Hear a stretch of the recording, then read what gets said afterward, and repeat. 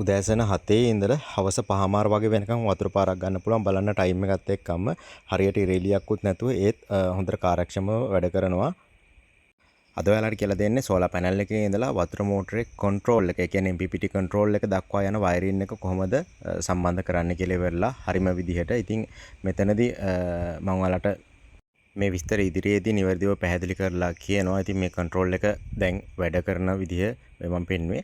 මෙතනදී මේ කොළපාට කොටස SPD එක මේකෙදි කරන්නේ වැඩිපුර එන විදුලිය පොළොවට අර්ත් කරන එක. එහා පැත්තේ තියෙන DC බේකර් එකක්. ඉතින් DC බේකර් එකේදී අපිට ලයින් එක කට් ඔෆ් කරගන්න, ඕෆ් කරගන්න සහ වැඩි විදුලියක් වගේ අවස්ථාවෙදී තිකම කොට ඕෆ් වෙන්න දාන්න පුළුවන්. ඉතින් ওই උඩින් තියෙන වයර් දෙක තමයි ධන සහ ඍණ. මේ වෙලාවේ මං ගාව කොළපාට වයර් එකක් තිබෙනවා. ඒකින්ද මං රතු පාට වයර් එක කැල්ලම තමයි ගත්තේ. මෙතනදී සිද්ධ වෙන්නේ මෙතන ධන සහ ඍණ මේ කොටස් මේ යුනිට් දෙකේම පෙන්නලා තියෙනවා. මේ කොළපාට කොටස යටින් එන එකට අපිට අර්ත් වයර් එකක් සම්බන්ධ කරලා මේක පොළොවට සම්බන්ධ කරන්න ඕනේ. මෙතනදී මුලින්ම අපි SPD එකට ධන කනෙක්ෂන් එක ගන්න ඕනේ. ඒ කියන්නේ සෝලාර් පැනල් එකේ එන විදුලිය තමයි මෙතන උඩින් අපිට සම්බන්ධ වෙන්නේ.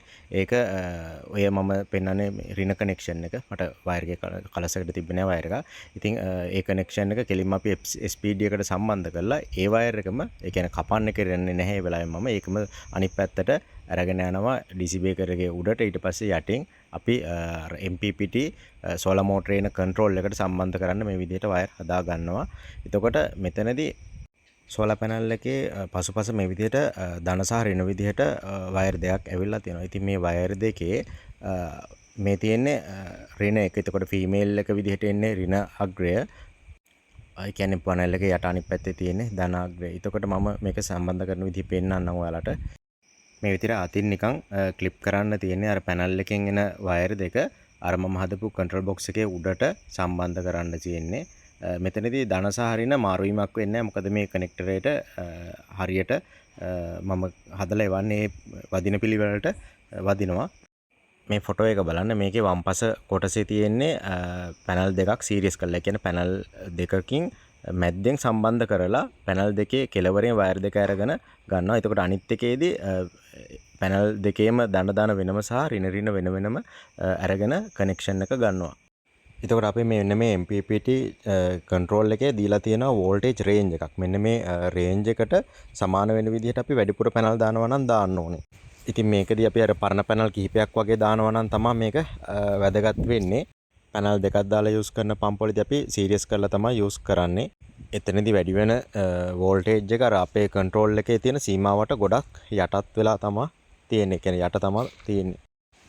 මේ බොක්ස් එක අපිට පුළුවන් ටිකක් මිල ගණන් වැඩි වතුර යන්නේ එහෙම නැති බොක්ස් දාන්න. ඉතින් කස්ටමර්ගේ රික්වෙස්ට් එක අනුව මම මේ බොක්ස් එක තමයි දැම්මේ. ඉතින් මේ විදිහට අපි යට ගත්ත වයර් දෙක අපේ කන්ට්‍රෝල් එකට මේ විදිහට සම්බන්ධ කරන්න තියෙනවා. මෙතනදී වැදගත් දෙයක් තියෙනවා. මෙන්න මේ වයර් එක මම දැන් මේ MPPT සෝලාර් මෝටර් කන්ට්‍රෝල් එක සහ ආරක්ෂක උපාංග මේ දෙකම සම්බන්ධ වෙන්නේ සෝලාර් පැනල් හයි කරන තැන යට.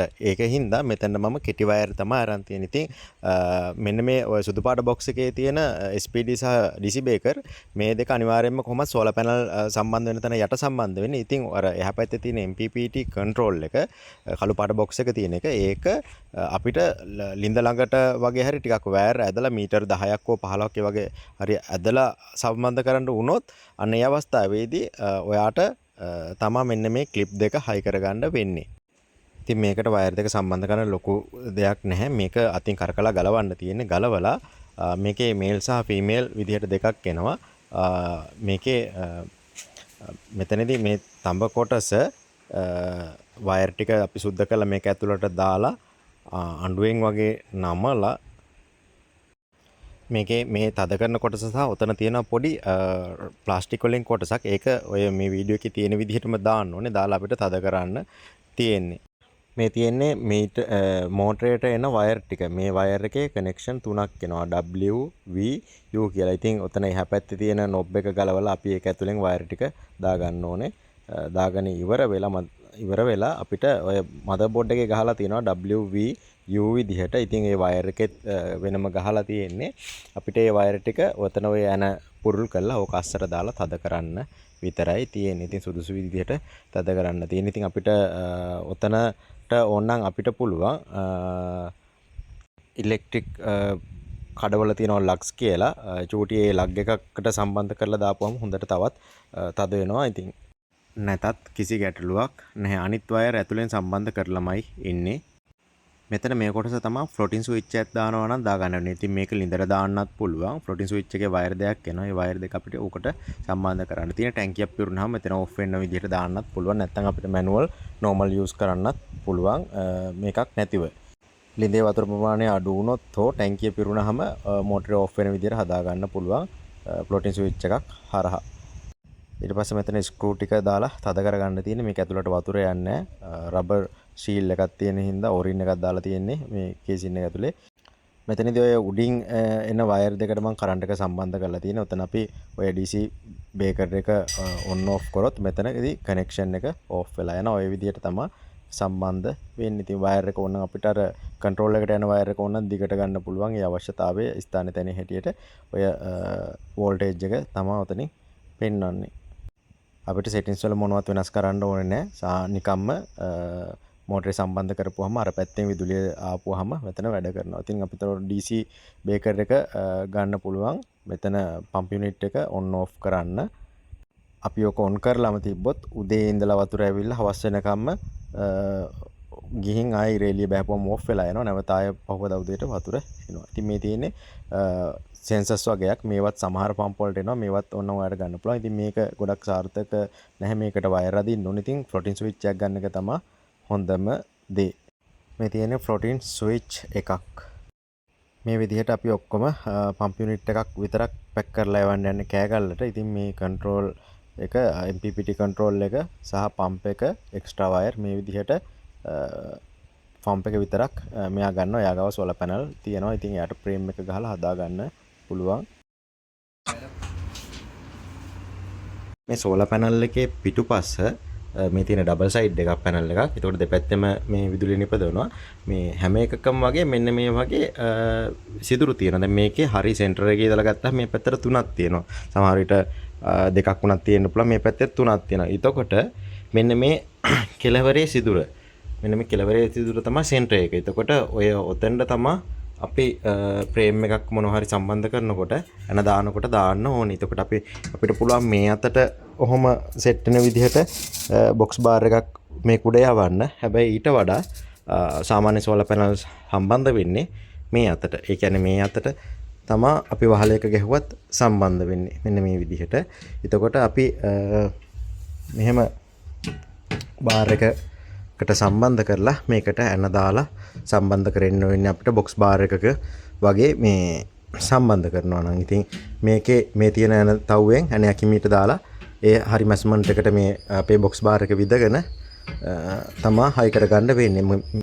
සෝලර් පැනල් එකක් මෙන්න මේ වගේ 110ක විතර වගේ අපිට ආනතයකින් තමා හයි කරන්න ඕනේ. එතකොට දැන් මම අර ඔයාලට කිව්වේ මේක තමයි යට ඉඳලා ගන්න කණුව. ඉතින් මේකේ උස සාමාන්‍යයෙන් අඩි පොළවේ මට්ටමේ ඉඳලා අපිට අඩි 3.5 4.5 වගේ අතර ගන්න පුළුවන්. හරිද?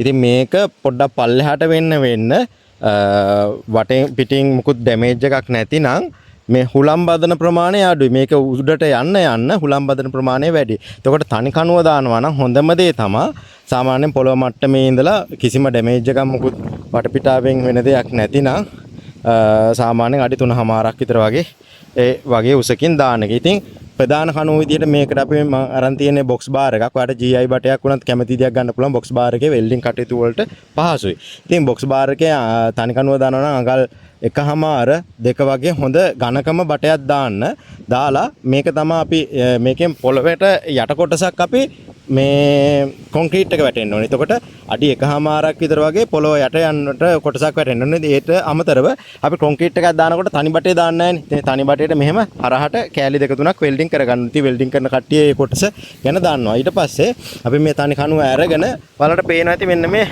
කණුවේ පොඩි ඇන්ගල් එකකට මෙහෙම කපලා තියෙන්නේ. මේ මෙහෙම ඇන්ගල් එකකට. මෙහෙම තනි මෙහෙම කෙලින් කපලා නැහැ. චූටි ඇන්ගල් එකකට තමයි කපලා තියෙන්නේ 110 විතර. මේ ඇන්ගල් එකට කපලා ඊට පස්සේ අපි මේකේ දැන් මේ හරහට දාන මෙන්න මේකට ගන්නේ අඟල් දෙක අඟල බොක්ස් බාර් එක. අඟල බොක්ස් බාර් එක ගන්නත් පුළුවන් මේකට ප්‍රශ්නයක් නැහැ. අඟල එකත් ප්‍රමාණවත්. නමුත් අඟල් දෙක අඟල බොක්ස් බාර් එක ගන්න මේ එතකොට ඒ බොක්ස් බාර් එකේදී ඒ කියන්නේ අඟල් දෙකක් පළලයි අඟලක් මේ සයිස් එක තියෙන. ඉතින් මෙන්න මේ වගේ ටිකක් දිගට තමයි එන්නේ. එතකොට ඒ බොක්ස් බාර් එක මේ හොඳට ශක්තිමත්වත් තියෙනවා. එතකොට ඒත් එක්කම ඒ බොක්ස් බාර් එක අරගෙන ඒකනම් සාමාන්‍යයෙන් උඩට වදින එකේදී ඝනකම ගොඩාක් ලොකුවට අවශ්‍ය වෙන්නේ නැහැ. සාමාන්‍ය මට්ටමක් ගත්තත් ඇති. අපි ඒක පාස් කරන මේ වගේ ඇන්ගල් එකකට බලන්න හොඳට මේ වගේ ඇන්ගල් එකකට කොහොම පාස් කරනවා. පාස්සලා මේ විදිහට සයිඩ් සපෝට් දෙකක් ගහනවා. මේ විදිහට සයිඩ් සපෝට් දෙකක් ගහනවා. සයිඩ් සපෝට් දෙකක් ගහලා ඊට පස්සේ අපිට කරන්න තියෙන්නේ දැන් අපේ පැනල් එකේ මම ඔයාලට කිව්වා ඉස්සෙල්ලා පැනල් එකේ මෙන්න මේ වගේ මෙතන සිදුරක් තියෙනවා. ඒ සිදුර තමයි මැස්මන්ට් එක එන්නේ කියලා. ඊට පස්සේ මෙන්න මේ වගේ අපි හරහට කොටසක් වදින්න ඕනේ. මේ වගේ GI බටයක් ගන්නත් පුළුවන් ඕනනම් ඝනකම තියෙන. මෙන්න මේක බලන්න. මේ තමා මෙතන සෝලර් පැනල් එකේ මම අර කියපු සෙන්ටර් එක මේ තියෙන්නේ. මේ සිදුරු තියෙන්නේ. මෙන්න මේ සිදුරු වලට තමයි අපි කෙලවරේම සෙට් එකට තමයි සෙට් කරන්න ඕනේ. ඉතින් ඔතන තමයි බැලන්ස් එක සෙට් වෙන්නේ. එතකොට අපි ඊට පස්සේ මේ විදිහට යකඩ මේ මම ඔයාලට කිව්වේ අඟල් දෙක බාර් එක ගන්නවා නම් හොඳයි. ටිකක් ශක්තිමත්. මේ විදිහට අපි තනි කණුවක් ගහනවා නම් අපි ඊට පස්සේ මෙන්න මේ කණුව දෙක මැද්දෙන් මෙන්න මේ විදිහට ඒ කියන්නේ පැනල් එක මැද්දට සෙන්ටර් වෙන්න මේ හරියට පැනල් එකේ මැද සෙන්ටර් වෙන්නේ මෙන්න මේ විදිහට තමයි සෙට් වෙන්නේ මේ යට බාර් එක. මෙන්න මේක කොහොම සෙට් වෙනවා මෙන්න මෙතෙන් මේ විදිහට. ඊට පස්සේ අපි අර පොළවට සවි කරන කණුව මෙන්න මේ මැද හරියේ මෙන්න මේ හරියෙන් තමයි කණුව මේකට සෙට් වෙන්නේ අර චුට්ටක් ඇන්ගල් එකට. මෙන්න මේ විදිහට කණුව මෙතනින් මෙහෙම සෙට් වෙනවා මෙන්න මේ වගේ ඇන්ගල් එකකට චූටි ඇන්ගල් එකකට. ඊට පස්සේ අපිට මෙන්න මේ දෙපැත්තෙන් කොහොම සයිඩ් සපෝට් දෙකක් එනවා. මෙන්න ඔය මම පෙන්නපු කොටස ඔය කණුවේ මුදුනට තමයි සෙට් වෙන්නේ අර ස්වන පැනල් එක මැද හරියෙන් තනි පැනල් එකකට අපි තනි කණුවක් ගහනකොට. ඉතින් මම දැන් ඔයාලට මේ තේරුම් කරේ ප්‍රේම් එක ගහ ගන්න විදිය. තනි කණුව ගත්තා මම ස්ටෙප් ස්ටෙප් ආයෙ පැහැදිලි කරන්නම්. මේක සාමාන්‍යයෙන් අඟල් දෙක අඟල් එකමාර වගේ හරි ඝනකම වැඩි එකක් ගන්න. බිමට හායි කරන එක අඩි 3මාර 4මාර වෙනකම් ඔයාලට උඩට ගන්න පුළුවන්. ඒකට පොළවටත් අඩි එකමාරක් විතර යටට ගන්න ඕනේ. මේක කොන්ක්‍රීට් එක දාන හින්දා ඊට පස්සේ අපි පොඩ්ඩක් ඇන්ගල් එකට මේ විදිහට ගහන්න ඕනේ. වීඩියෝ එකේ අර පෙන්ලා තියෙන විදිහට ඇන්ගල් එකට ගහලා ඊට පස්සේ අපි ඒකට සයිඩ් සපෝට් දෙකක් ගහන්න ඕනේ. සයිඩ් සපෝට් දෙකක් ගහලා ඊට පස්සේ ඒකෙන් අපි කෙලවරේ තමයි අර පැනල් එකට මෙන්න මේ විදිහට බාර් දෙක සෙට් කරන්නේ. ඉතින් පැනල් දෙකේ අර තියෙන මැස්මන්ට් වලට තමයි මෙන්න මේ කෙලවරේ තියෙන මැස්මන්ට් එකට මෙන්න මේ බාර් එකට ඇන දෙක වැටලා මේකට සෙට් වෙන්නේ. මේ තමයි තනි ෆ්‍රේම් එක තනි පැනල් එක තනි කණුව දාලා ගහනවා. ඉතින් වාට නැත්තම් කණු දෙක දාලා ගහන්නත් පුළුවන්. මේ තියෙන්නේ පැනල් දෙක සම්බන්ධ වෙන සහ පැනල් දෙකෙන් තුන ඒ වගේ විදිහට සම්බන්ධ වෙන එකක්. ඉතින් ඒකෙදි අපි මේ විදිහට කණු දෙක ගත්තා. මේ තමයි පොළොවට සවි වෙන කණු දෙක. ඊට පස්සේ ඒ කණු දෙකටත් අපි අර ඇන්ගල් එකට පොඩි අංශක 10ක් විතර වගේ ඇන්ගල් එකට මේ විදිහට උඩ බාර් දෙක ගහනවා. ඒ බාර් දෙක ගහලා පාස්සලා ඊට පස්සේ ඒ ඇන්ගල් එකට අපි සපෝට් දැන් අපි කණු දෙක පැනල් දෙක දානකොට අපිට මේ සයිඩ් සපෝට් දෙපැත්තටම දාන්න ඕනේ නැහැ. දෙපැත්තටම දානවා නම් තවත් ශක්තිමත්. නැතත් ඉස්සරහා පැත්තේ පල්ලෙහාට පාත් වෙන කොටසට විතරක් දැම්මත් හොඳටම ප්‍රමාණවත්. ඉතින් මේ විදිහට දාලා මේ විදිහට අපි ඊට පස්සේ සයිඩ් සපෝට් එක ගහනවා. දෙපැත්තෙන්ම ගහනවා නම් ගහන්නත් පුළුවන්. එතකොට තවත් ශක්තිමත්. එහෙම ගහනවා නම් හොඳයි. ඊට පස්සේ අපි දැන් මෙතන මේ කණු දෙක පැනල් වල මේකෙත් අර විදිහට මැදට තමයි සෙන්ටර් වෙන්නේ. අර තනි පැනල් එකේ තනි කණුව ගහනකොටත් පැනල් එක දැන් මෙහෙම තියෙනවා නම් පැනල් එකේ මැද හරියෙන් තමයි කණුව සෙට් වෙන්නේ. එතකොට පැනල් එකේ මේ යටපැත්තේ ඉඳලා බලනකොට මම කියන්නේ මෙන්න මෙහෙම ඇවිල්ලා මේකේ මේ විදිහට තමයි වදින්නේ. ඉතින් මෙතනින් මෙහාට මේ තමයි යටට වදින කණුව. එතකොට මේකෙත් ඒ වගේ මේකෙත් කණු දෙක තියෙනවා. කණු දෙකේ දැන් අපි පැනල් වල සයිස් එක ගත්තාම පැනල් එක මේ වගේ සයිස් තියෙනවා නම් මෙතනදී පැනල් වල මැද කණු සෙට් වෙන්නේ මෙන්න මේ හරියෙන්. හරිද? එතකොට දැන් මේ විදිහට අර අපි ඉස්සෙල්ලා ගහපු සයිඩ් එකට අර ඇන්ගල් එකට ගහපු එක උඩින් හරහට යනවා දෙකයි අඟල බොක්ස් බාර් දෙකක් යනවා. ඉතින් මේක මේ දෙකෙන් එළියට පන්නනවා. මේ දෙකෙන් එළියට පන්නලා තමයි පැනල් සෙට්. එතකොට පැනල් සෙට් වෙනකොට පැනල් එකේ කෙලවර මෙන්න මේ හරියට වෙනවා. එක පැනල් එක මැද මේ හරියට වෙනවා. අනිත් එක සෙට් වෙනකොට මේකත් මේ විදිහට සෙට් වෙනවා. ඉතින් අර මේ කණුවෙන් අඩියක් එකමාරක් විතර අපි එළියට පන්නලා තමයි ගහන්නේ. එතකොට අර මේ කණු දෙක ළඟ වදිනකොට ගොඩක් ශක්තිමත්ව එනවා. අර කණු දෙකෙන් අඩි එකමාරක් දෙක විතර වගේ දෙකක් ප්‍රමාණයක් වගේ එළියට පන්නලා තමයි තියෙන්නේ මේ අර පැනල් සම්බන්ධ වෙන මවුන්ට් එක. ඉතින් මේ කොටස වෙල්ඩින් වැඩ කරන කෙනෙක්ට හොඳට කියපුවාම තේරෙනවා.